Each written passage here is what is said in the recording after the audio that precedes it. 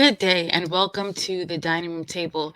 Here you have New York City Deputy Mayor Banks, who is holding these briefings on public safety with other agencies that relate to public safety in some way. If you live in New York City, if you work in New York City, if you have family in New York City, if you do business or have services in New York City, if you just want to be nosy or you want to get ideas, this is, I think, important whether you like the leadership now or not. The administration is going to be with us for the next 2.5 years, and you want to know what they're doing. You want to know what resources. Many of the issues that you may hear are issues that you may already notice, so you may have heard other people talk about it. Now, for the deputy mayor to do this is just another level of giving information to the people because, I was on a community board for many years. The community board is some place where you can go and hear what's going on, get some resources, or let your voice be heard. You also have within the community board, you may have a public safety committee or a committee that relates to that in some way. And then you have the police department, and then they have the community affair officers in every precinct. And then they have the NCOs, the neighborhood coordinating officers as well, where they disseminate information and hear the concerns of the public.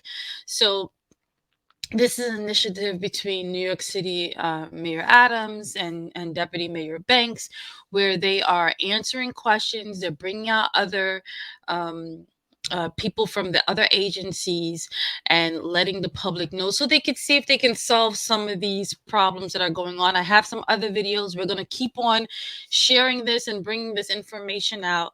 So let's get started. Good afternoon, everyone, and thank you for joining us for today's public safety briefing led by Deputy Mayor for Public Safety, Phil Banks. Following our last speaker, we will take a few questions from the media, followed by some questions that have been submitted by the public ahead of today's briefing. I would now like to turn it over to Deputy Mayor Phil Banks. Good afternoon and welcome, everyone. I would like to wish everyone and those who are observing Ramadan started yesterday, Ramadan Mubarak, and certainly a peaceful and blessed Ramadan period for all. Okay, so I'm here today joined by four of my colleagues. And once again, this is our process of informing the public of the steps that we are taking to keep you safe. As I said during the first time we started this, and you will hear continuously, this is a two-way street. Some would argue it's a three-way street. We're going to be informing you, but just as important, we need you to inform us of what are you seeing out there, what are you hearing, and what are your ideas and suggestions that we can continue to keep New York City safe as the safest big city in America. You're going to be joined by four people today. One of them you've heard from before. He's Chief Mike LePetri. He's the Chief of Crime Control Strategies for the NYPD. And he's going to be speaking about two topics. One topic is going to be about these illegal weed shops and the proliferation of them and the damages they're causing throughout the city. And he's also going to be talking about auto and auto-related thefts. Then you're going to hear from the Parks Department. I'm joined today by the Deputy Commissioner and Chief Operating Officer, Mark Folk, and he is accompanied by Assistant Commissioner Edwin Rodriguez. And they're going to be talking very excitingly about a new initiative that they are going to be utilizing as far as keeping the parks safe. Cleanliness of the parks go hand in hand with public safety. And it's actually very exciting to see that they're looking at this initiative. And I think that the citizens are going to be very happy about what we're doing to keep our parks, continue to keep them clean. And last but not least, we're going to be here from Deanna Logan, who is the Director of the Mayor's Office of Criminal Justice. She is going to briefly explain to you exactly what that office does, but then she's going to have a presentation and she's going to discuss recidivism and what exactly that means and the impact that it is having on our city. And these are a small number of individuals that's committing an inordinate amount of crime and impacting the city.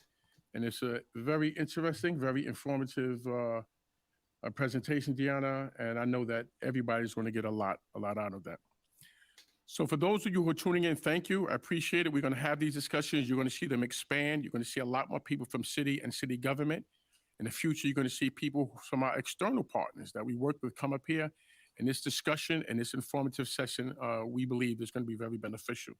So we'd like for you to share it with your friends, share with your colleagues, share with anyone who you think would benefit, share with everybody. Go to hearfromeric.com. You can sign up. You sign up on the link.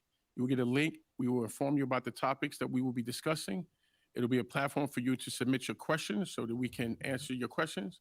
And then it's the start for you to engage in these conversations with us. So once again, thank you for all who is joining. Our first topic today that we're going to be speaking about is this increase of these illegal weed shops, right? Smoke shops that you're seeing that's taking place all throughout the city. And if you have not seen them, I just ask you to open up your eyes because every day it seems like there are more and more that are opening up.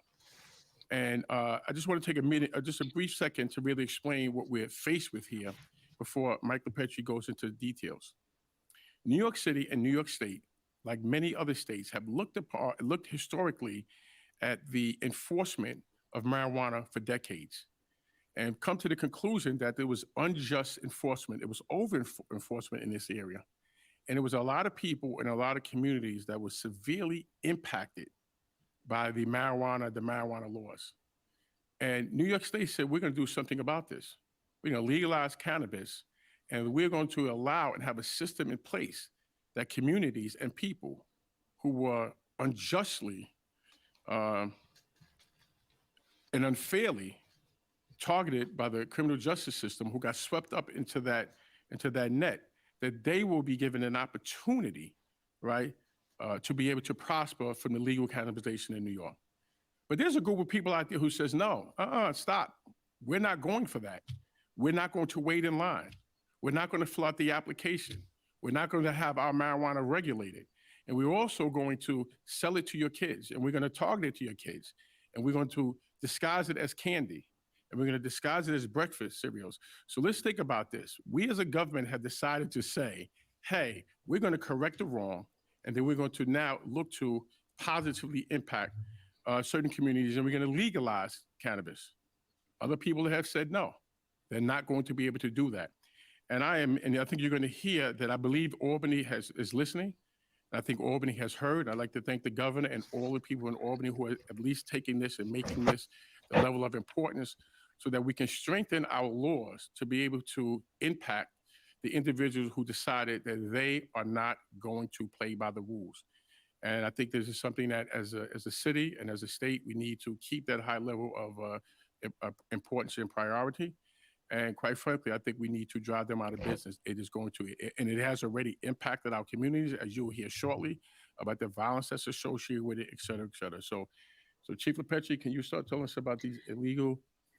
So, what I want to say about these stores, I, as someone who studying the real estate for cannabis, it's a whole different set of rules and regulations, similar to the liquor authority. It's not easy to get or keep a liquor license because there are rules and regulations as far as how close you could be to a place of worship, a school, where you're getting the product from. So for the cannabis regulations, the cannabis has to come from New York State, which means it also has to be tested. So some of these smoke shops who are opening, their packaging, as he mentioned, is packaged to look like candy. A child gets some of these edibles, they're not eating one or two, which can, have an effect, but maybe they're eating 5 or 6 of these edibles that they think is candy. When you are talking about locating a site for your cannabis business, security is a big part of it. Safety for the workers, where you're going to store the product, right? So you can't be robbed. Also, a cash business, because cannabis is not federally approved, you know, it's a lot of cash, and you have people who know that there's a lot of cash in there, so you have to think about that as well. So as many aspects, even that children are not allowed anywhere near a cannabis store. When you come in, you have to have ID. The bags are stapled and closed. So these smoke shops, the mayor has said that there are many people who may have heard that cannabis is legal and didn't know that there is an application process, or as the deputy mayor says, they don't want to uh, fill out the application. Only certain amount of applications were approved, so that's another aspect of it. Or some people who just don't may not care. So this is becoming a problem. Quite a few people have lost their lives in these smoke shops. They're getting robbed, so it's calling on resources uh, throughout the city, and they're popping up. So we're gonna hear from them. Landlords, someone may come to them and say, I want to put a smoke shop, and they're not thinking it through as a landlord. Is this going to be a problem with your mortgage company, because you can't rent to an illegal business if this business is not paying taxes, if they're not getting their product that is tested, if they're not licensed. This could be an issue. And then also the mayor had spoke about some of the product being tested, and that some of it is not cannabis. It's not it could be fentanyl, it could be many different things that should not be consumed. I remember going to a cannabis convention in the Jacob Javits Center in New York City before cannabis was legal, and they had imitation cannabis that looked real, and if someone didn't know, that could be passed off. So uh, we're gonna hear from them and see what they're doing in order. And then it's not fair, right, to the people who do have the business, who went through the process. Of course the government is looking at where is their revenue coming from. So it's a really big issue, and many parts of it, other states have had this issue, but New York City is saying, listen, we're going to put our foot down, and we're going to make sure we don't have the issues that the other states have. Shops that we're seeing, smoke shops, and what we can be doing about them. Yes, sir. Thank you, Deputy Mayor. So as the Deputy Mayor stated, we've seen a sharp increase in both the ownership and the selling of illegal cannabis inside of smoke shops. We've identified almost 1,700 smoke shops in New York City, Wow. and they pop up daily. So what we've been looking at is, are these smoke shops acting illegally? Are there complaints associated to those smoke shops, whether it be 311 or 911 complaints? How many feet is the smoke shop from the nearest school? hmm And I also want to point out that Mayor Adams did a press conference with Manhattan District Attorney Braggs a couple weeks ago, where they are now going after the landlord of the property if they can't get the tenant evicted. So they're finding many ways. And, like I said, as a landlord, you have to make sure that the certificate of occupancy goes, the zoning. There's many different pieces to make sure that your property is approved to be able to sell cannabis from it, just like a liquor store or a bar. Goes to then you have to go to you have the state level, you have the city level compliance. You also have the community involvement. Uh, it's a big piece. You can't just open up the smoke shop like that. And with the illegal sale of cannabis in some of these stores comes a cash business that individuals are targeting. We've seen over 100 smoke shop related robberies already this year. And what we're also seeing is the use of multiple motor vehicles that are either stolen or have paper plates being used to then commit these robberies. So what's the NYPD doing?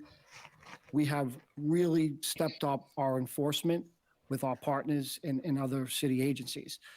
But we've also have robbery task force in most of our boroughs, both on the patrol and the detective side of the investigations. And we've made hundreds of arrests just this year, and we're going to continue to focus on not only the illegal sale of marijuana, but also make sure that these stores are safe, and so are the surrounding areas.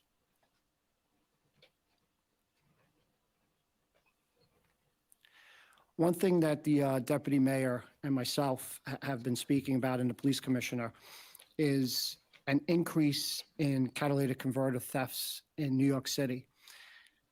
Over the past 2+ years, over 13,000 catalytic converters have been stolen in New York City. And when I speak to other law enforcement professionals around the tri-state area, they're also seeing the same problem. So why? Well, it really started in 2021, where we saw sharp increases in these thefts. And it's a low risk, high reward kind of crime, but it also affects families. Think about going outside and thinking you're going to school or to a game or to the store, and now you can't use your car, and it takes a while for it to get fixed. So the city passed 2 bills last year that is helping with the enforcement, and also the state has just passed a bill in regards to catalytic converters. So I'd like to speak about a specific program that the NYPD had started in the summer of 2021. It's called the NYPD CAT scan program. So what this does is we etch a unique serial number onto the catalytic converter, and then we enroll that into a database. That serial number allows the NYPD to identify the vehicle that the catalytic converter belongs to. And then what we can do is, all we have to do is scan a QR code with the NYPD issued phone and check it through that database. We've had 4 of these events where have done etching, and we have 2 events tentatively scheduled for April in Staten Island and Queens. And we also put a vehicle catalytic converter NYPD CAT scan program sticker on the vehicle, identifying the thieves that car is in the system of the NYPD's CAT scan program.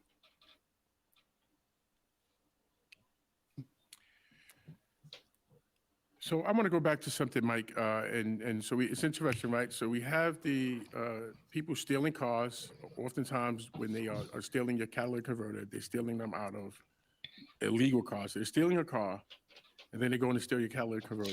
And auto theft is up when you look at the comp stats. So people, you gotta lock your car doors. I was watching, I think it was some video where this woman was showing her camera, and someone was breaking into her car. I mean, she could have left her laptop or something in there. The person was just taking everything they can find. So you really have to lock your car doors, check to make sure your car doors are locked, and don't leave anything in the cars. But let's just go back a second to the illegal smoke shops. I want to be clear. We're talking about the illegal smoke shops, are not the ones who are operating and conforming with the laws. I understand that robberies are up in these establishments significantly. Is that accurate? That is correct. So we've really seen an uptick in these types of robberies in New York City last year, and it continues into this year. And you have approximately what percentage of that uptick is? And these armed robberies, people going in with guns Yes. to rob the location? Yes. Most of them are with gunpoint robberies. Multiple perpetrators will enter.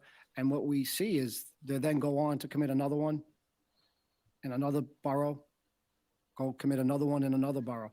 We've had upwards of groups of individuals do 20 to 25 smoke shop robberies in a month. And they're targeting the cash that's on site. Now, why are these businesses having so much cash on site? Well, it's to circumvent the tax law. And I think that the mayor's proposed new bill to increase civil and tax penalties for unlicensed and illicit sale of cannabis will be something that will help. You know that if cannabis has been legalized and decriminalized on the state level, the federal laws have not quite caught up with that. If you deposit money into a federal bank and it was proceeds of cannabis, are you committing a federal violations? These businesses are not going to play with the feds, right? Because the penalties are too harsh. So they're not putting this money into the bank. And then it makes it an attraction for that cash to be on hand, and then for the bad guys and the bad girls with the guns to go into rob, right? So they're not going to try not to break the Fed law because the penalties are severe and adequate and sufficient, but they are willing to break the state and city laws. So I just want to actually applaud our partners in Albany because I do believe they are looking at this, and I believe that they're considering increasing the potential sanctions that we can impose when we uncover these illegal smoke shops who are targeting our individuals there. So thank you, Albany, for actually taking a look at this, and certainly for the residents for bringing this out to us, and for city government for raising this particular issue. But it is a very, very important issue.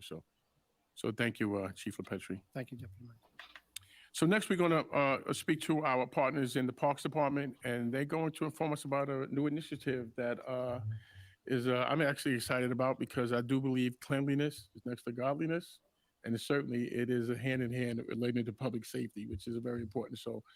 So Commissioner, Great. tell me what we're going to hear. Well, thank you very much, Deputy Mayor Banks. We greatly appreciate the invitation. And we also do agree that cleanliness goes hand in hand with public safety. Yes. Last week, we marked the arrival of spring, which is really the beginning of the ramp up of the busiest time at parks. Just for a bit of context, we at New York City Parks are responsible for 30,000 acres of land in the city, which is almost 14% of the city of New York. We have over 1,000 playgrounds, 800 athletic fields. It's a very large system. As the weather warms up, so does our operation. We've been grooming ball fields, and we shortly will begin to turn on over 3,400 drinking fountains, 800 spray features, which are really critical to help keep New Yorkers cool and hydrated as the temperatures warm up. We're also preparing to open all of our beaches and over 50 of our outdoor pools, again, critical to help New Yorkers cool down and enjoy the summer. But as the Deputy Mayor noted, safety and cleanliness and programming go hand in hand. It's our mission at parks to make sure that everyone is welcome and safe when they visit any one of our 1,700 parks. We believe one of the best strategies to do this is to have well-maintained parks. Our maintenance is a key to that. To that end, we're so pleased that Mayor Adams included in his Get Stuff Clean campaign, for the first time ever, a dedicated second shift cleaning initiative at a select number of parks across the 5 boroughs. These 240 newly hired parkies will be working afternoon and evening hours from Thursday through Monday, so over the weekend, cleaning what we at parks called hotspots, which is our heavily used sites during the warmer. And this is important because the cleaning people come in the morning, they're cleaning, but then they're using it throughout, in the summertime, people are using the parks and the public space more. So to have someone come in and clean, again, is important. Weather months. So think of picnic areas, barbecue sites, places where families and patrons gather. We're dedicating staff to make sure that they're clean. So when you show up to use a park, it's clean. And along with cleanliness comes safety. Simply put, we're committed to maintaining our parks over a broader period of time at a larger number of parks across all 5 boroughs. Critical to that also is the staff maintaining our over 1,400 public restrooms. There's been a lot of conversations in the press and amongst our colleagues in government and the public about the importance of the public having access to safe and clean restrooms.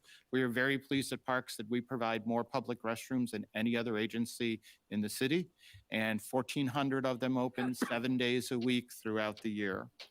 We do like to remind New Yorkers, though, that clean and safe parks is also dependent upon your use and your coming to parks. So if you see issues, you see concerns, please call either 911 or 311 to report cleanliness issues. And if you're coming to barbecue, we really do appreciate if you clean up after yourselves, pick up after yourselves, bag up the trash, and then place it right next to one of our trash containers, and we'll make sure it gets out of there. And don't leave the very park a quickly. mess. And Absolutely. or if you want to carry it out, carry in, carry out, we also appreciate that. So again, on behalf of all our hardworking colleagues at Parks, we appreciate this opportunity, Deputy Mayor, and we look forward to a great summer. I appreciate you. So let's go over a couple of potential takeaways. One is that if you are visiting the parks and if you see something, whether it's cleanliness related or not, that does not look appropriate, we'd like for you to call 311, or of course, if it's an emergency, call 911. Right? That's the first takeaway, correct? Correct, absolutely. Either 311 or 911. And the second takeaway is that if you're utilizing the park, do the best you can, right, to clean up after yourself, right? Put your garbage in the garbage cans, or I think take it with you, or however you're going to see. But you can help us by helping yourself, right? You can. How's it go? You can help us help you Correct. by you actually doing a lot of cleaning up yourself. But we're also dedicating resources where they were not dedicated before, right? Dedicated shifts to evening and weekend hours. Correct. So would this be a correct statement that the areas at least where we're starting this initiative, I think you said it was 62 different facilities, that the people should see cleaner this year than they did previously? Absolutely. That's our goal. Yes. Okay. Yep. Very good. But we also have to talk about the Parks Department cutting down some of these bushes. There are places, park areas where the bushes are really high. It's causing some rats, or will cause some sanitation issues, but it's unsafe because the trees are so high. People could be walking through there. I've seen it in numerous places. You hear the complaints. And then also I wonder what is the thought on the cameras in the parks, because there are many parks don't have it. I've been on the community board. You've hear people in the community say that things may happen in the parks, and they don't have any information on what's happening in the park, because you would think, I mean, you shouldn't, you don't want to have to live like that, right? But New York City is a place where there's cameras everywhere, but when you go to the parks, you don't see the cameras. So you just wonder, like, and then there's people who say there's too many cameras, right? There's too many cameras around. There's always a camera watching. But that's something that you hear the community often talk about, why they're there, and why they're not there, but they may be other places. Excellent. Okay, so last but certainly not least, right? I am joined here by Deanna Logan, Director of the Mayor's Office of Criminal Justice. Me and Deanna speak 5 or 6 times a day. She has a very, very critical and important job. And I think it's going to be interesting what she is going to be speaking about now. So Deanna, if we could just get a real quick overview, because a lot of people may not truly know or understand what the Mayor's Office of Criminal Justice does. And then you're going to have a presentation that's going to focus in on recidivism and just certain areas in the criminal justice system, right? Yes. Okay, it's on you. Okay. Well, good afternoon, everybody. I'm really happy to be here with my colleagues from the Parks Department, from New York City Police Department. They keep me with Chief LaPetri all the time, apparently, but thank you, Mayor. Thank you, Deputy Mayor Banks. My name is Deanna Logan, and I am the Director of the Mayor's Office of Criminal Justice. We affectionately refer to ourselves as MOCJ, and a lot of people refer to us as MOCJ as well. We serve as the think tank and coordinating entity for the city's criminal justice system. And what does that mean? It means that we advise Mayor Adams and Deputy Mayor Banks on criminal justice policy, and serve as the mayor's representatives to the courts, to district attorneys, defender organizations, state criminal justice agencies, among other entities. We work with our law enforcement partners, with city agencies, not-for-profits, foundations, the public. And our goal is to implement data-driven anti-crime strategies and promote the operation of a fair justice system. Our efforts include projects to address current crime conditions, prevent offending, and build strong neighborhoods that ensure enduring safety. MOCJ's work is grounded in data. We have our research, innovation, and policy teams.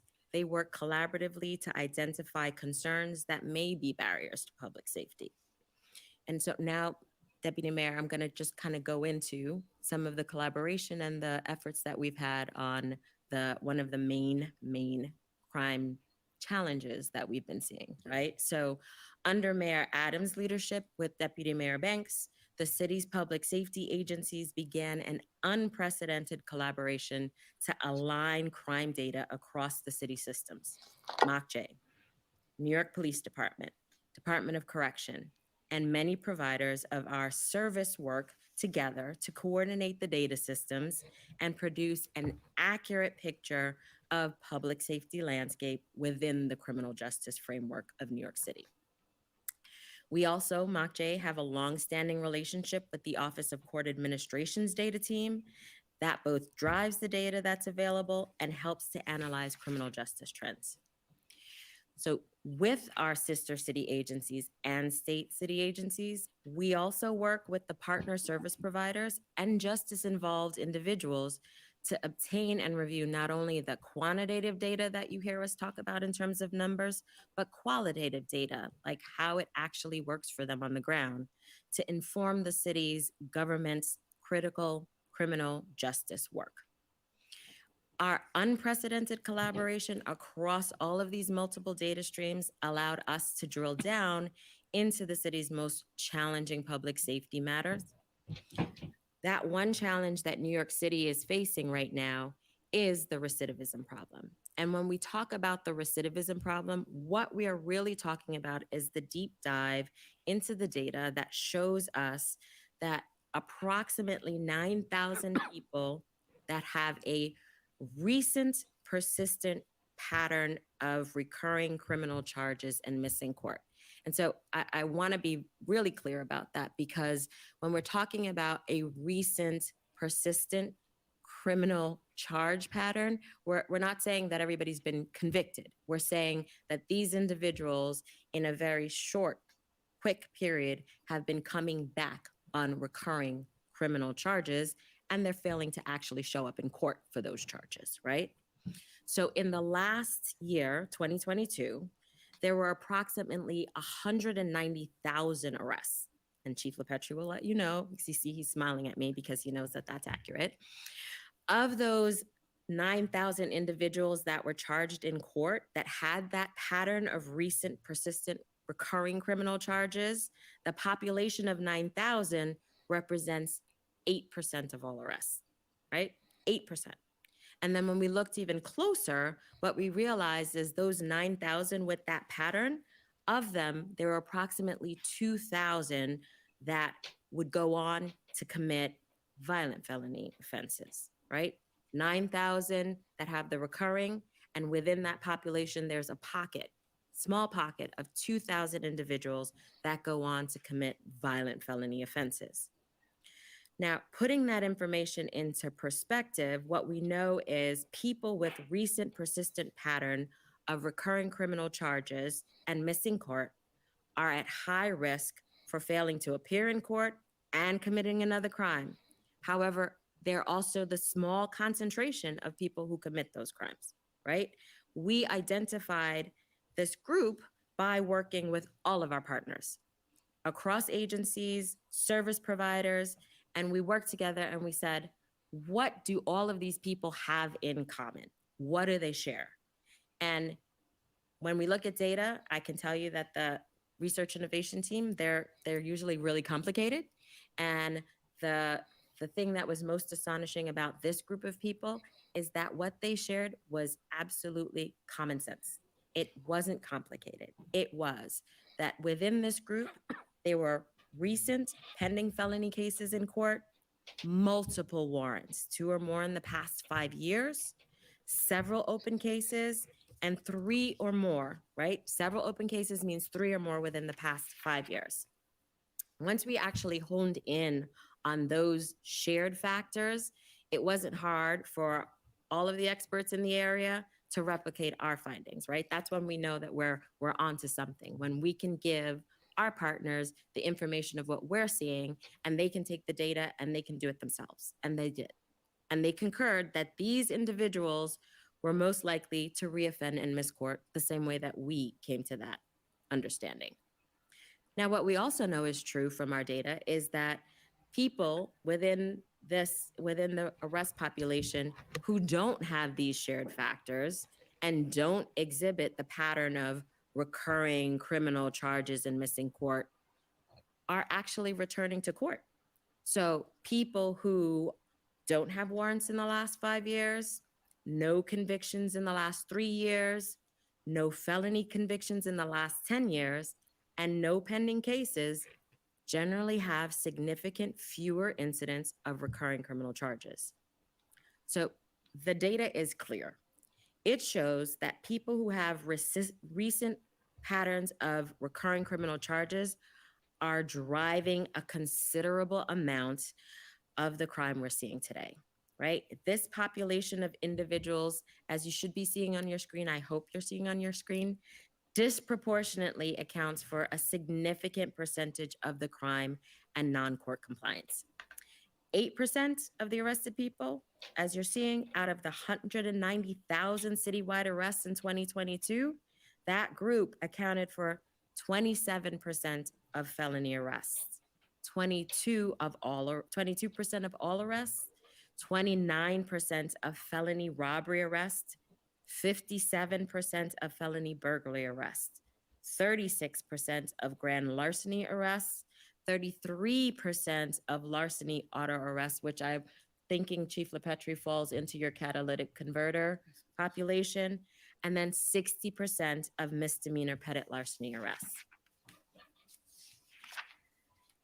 The small population of individuals with this recent persistent pattern are actually really struggling. We know that. They're struggling to modify their own behavior. They're also individuals that are not susceptible to the supports that work for the majority of people that we talked about that aren't seeing that pattern. We understand that for some individuals with this recent persistent pattern of recurring criminal charges, a period of incarceration is warranted, and in some cases, the necessary mechanism to order to disrupt that cycle. But we also understand that true public safety requires multiple methods and partners that can deploy the tactics to combine strong accountability and robust prevention strategies. We know that many among the recidivist group are struggling with a heightened level of need, and it means that in specific cases, we must employ a much more targeted form of support and supervision to provide intense services, accountability, coping skills that will afford these individuals the ability to overcome their behavior. Based on research in New York and other jurisdictions, we can improve outcomes for many of this group with a much more precise response to address their behavior and needs. That would include more active and stringent supervision while they are out of jail, housing supports, mental health care, trauma-informed therapeutic supports to help guide better responses to difficult situations, stressors, and fears. What we know about this population is that they respond to what we take for granted. Getting up and going to an appointment rises in them a level of fear and fight or flight response that does not actually happen for average New Yorkers and citizens. Improving the outcomes for this group is possible, and we will be coordinating across our incredible array of talented service providers to do everything in the city's power to increase the intensity, precision, and effectiveness of how we help this population successfully return to court to answer their charges and to avoid reoffending. So what you know is more intense individualized supervision and clinical supports equals reduced rearrest rates, increased court appearance rates to go back and finish their cases and address their crimes, and fairer, more efficient system operation for the criminal justice system. Great, excellent. So if I could just, a couple of things, Deanna. And first of all, thank you. That was very informative, and I'm relatively confident that our listeners here, got a thorough education and understanding of this issue here. So small percentage of the population creating an inordinate amount of crimes is taking place, right? Driving the numbers are the percentages are higher. And even within that small amount, like we can identify, even within that small amount, the ones that are actually taking that and now creating violent felony offenses against us. So we can see the population, it's 9,000. That population will change because since it's common sense criteria, then people roll in and people roll out. But the trend of 9,000 people that are overall reoffending stays, and 2,000 of them will go on to commit violent felony offenses. And since we're talking about recidivism, we know who these individuals are, correct?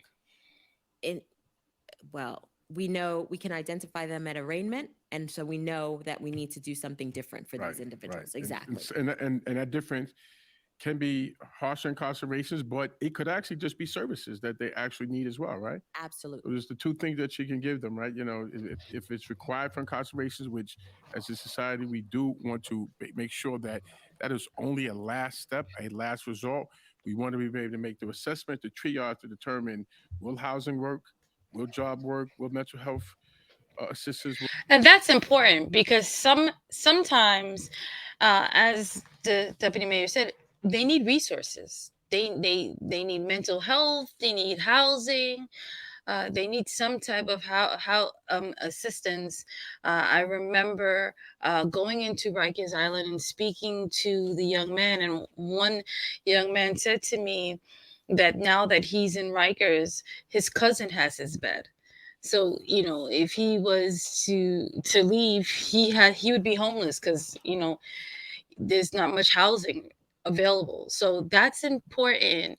And then I remember another young man I used to bring um, housing information to them. And this one young man in Rikers Island, when he called home, instead of uh, asking for money this time, he was giving his mother resources on, how to get housing assistance. And for him, that was special for him because usually he's calling, "Mom, I need some money," when you come to see me. But he's saying, "Mom, I have this number of where you can get some help, and where there are resources, so that way when he comes out, he is stable, and not looking towards coming back, right? And you're never looking to coming back, but sometimes they'll say the circumstances has them come back, and he was uh, helping his family, so his circumstances are better when he comes on. He could help them going forward. Worth work to be able to get these individuals out of criminal justice systems, and as a last resort, incarceration if need be, just to save the rest of society. Would I be accurate in framing it? That is similar to very that? accurate.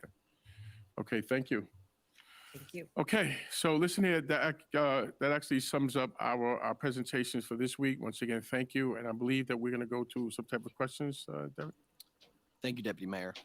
We will now take a few on-topic questions from the media related to today's presentations. We encourage those who have an on-topic question related to today's briefing to use the raise hand function now. For any off-topic questions, please follow up with the press office for a response. Our first question will come from Deborah Lee Santos, who is with the Manhattan Times Bronx Free Press. Deborah Lee, your line is now unmuted. Terrific. Good morning. Can you all hear me? Yes. Terrific. Thank you for the time and the presentations. In tying the conversation on public safety to a change in seasons and the uptick of use of the park's green spaces and overall increase in just the use of public spaces, it's an obvious concern that the youth-related incidents that we've seen proliferate involving guns in some instances, not involving them in others. For example, the Uptown platform scene where a young man was brutally beaten by another group of youths. The concern also is exacerbated as we turn again in terms of the season and think about how there will be more use of public spaces, there will be more congregation, there'll be more opportunities, rightfully so. And I want to ask the deputy mayor to speak to how it is at the NYPD and the city agencies that are represented here today specifically plan on addressing that concern because again you're already seeing that uptick in youth violence and youth incidents and that's likely only going to be exacerbated by the change in weather. Thank you for the question, Deborah Lee. Unfortunately, we only have time today to take questions related to the presentations that were made during this briefing. We will refer that question to the press office and somebody will follow up with you later this afternoon. Our next question comes from Bernadette Hogan from the New York Post. Bernadette, your line is now unmuted. Great. Hi, guys. Thank you so much. This is a question for Director Logan. The figures that you provided about the group of 9,000 and then the smaller group of very violent offenders, the 2,000, how do those figures compare to 2019 or 2018? What's the 5-year arc and how can you explain that transition of numbers? So, What's the reason behind it? So unfortunately, when we look at the data, part of this unprecedented collaboration was to get us additional variables that really start in 2020 and don't allow us to go back into the 2019, 2018 to do that. We do know that our partners in criminal justice,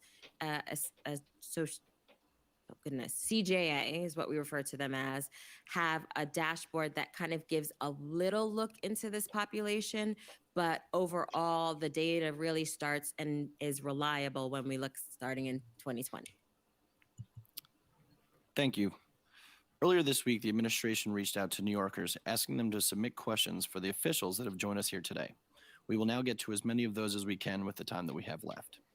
Our first question comes from Alice in Queens and is for the Parks Department. She asks, if a park is overgrown with invasive vines, such as English ivy, how can I report it to be removed? Great. Thank you very much, Alice, for the question.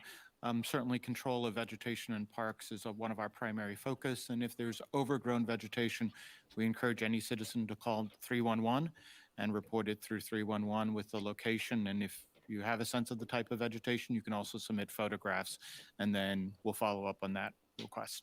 Thank you. Our next question comes from Richard from the Bronx and is for the NYPD. He asks, the most recent opportunity for the community to participate in the Bronx CompStat was a real example of transparency and fostering trust. How can the community further support the NYPD with community-oriented policing separate and apart from precinct councils? Thank you. Yes, so we just had our second CompStat community meeting, which went very well with the Bronx this week. You know, as always, you know, it's the community and police working together, right? So the police department needs the community for the eyes and ears, you know, call 311, call 911, you know, walk into your local precinct and really meet the officers from that precinct or the area that you live in or the area that you work in. Thank you. Thank you, Chief. Our next question comes from Kathleen in Brooklyn for MOCJ. In response to the COVID pandemic, MOCJ worked with community organizations to open emergency re-entry housing to decarcerate Rikers Island. Does MOCJ remain committed to the emergency low-barrier re-entry housing model in addition to the transitional housing beds scheduled to come online this summer? So the administration and MOCJ are committed to making sure that housing is a priority. When we opened up the reentry emergency hotels, that was always meant to be a short-term emergency. We are now working to move into transitional housing, which is a much more cost-effective way for the city to provide housing to all of those people who have criminal justice involvement.